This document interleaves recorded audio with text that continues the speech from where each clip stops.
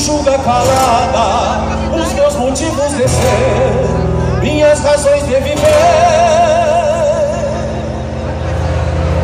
de carregar tantas penas, sentença que me condena a ser bem mais do que o ter, a ser bem mais do que o ter.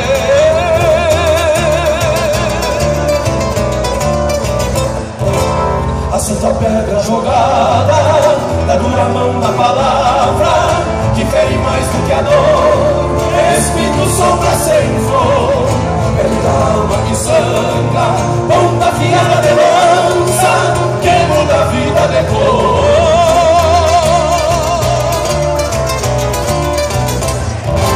Aceito a pedra jogada, do silêncio que guarda o que meu verso viveu, o que talvez escreveu, pra ver nascer outro tempo, quando o liberto foi vento e o vento nunca foi seu. Aceito a pedra jogada, do silêncio que guarda o que meu verso viveu, o que talvez escreveu, pra ver nascer outro tempo, quando o liberto foi vento e o vento nunca foi seu.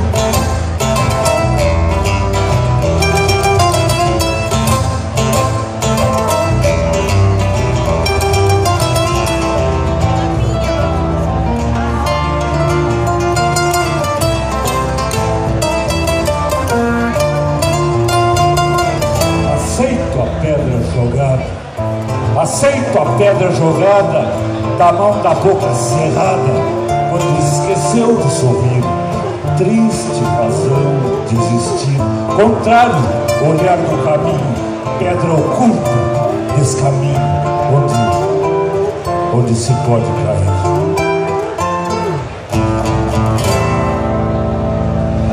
Aceito a pedra jogada da mão que me machucada chorou, sal da prece que restou, pra sentenciar uma cruz, pesada conforme a cruz, do santo que nunca errou, do santo que nunca errou.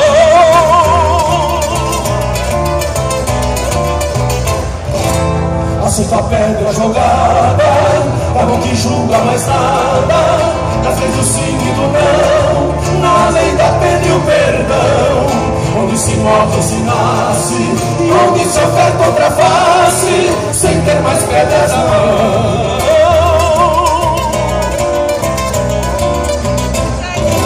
Aceito a pedra jogada, uma sentença firmada, que entrega o nome culpado, pela dor, pelo pecado, na imperfeição do meu ser, que espero o outro dizer, se julgou certo ou errado.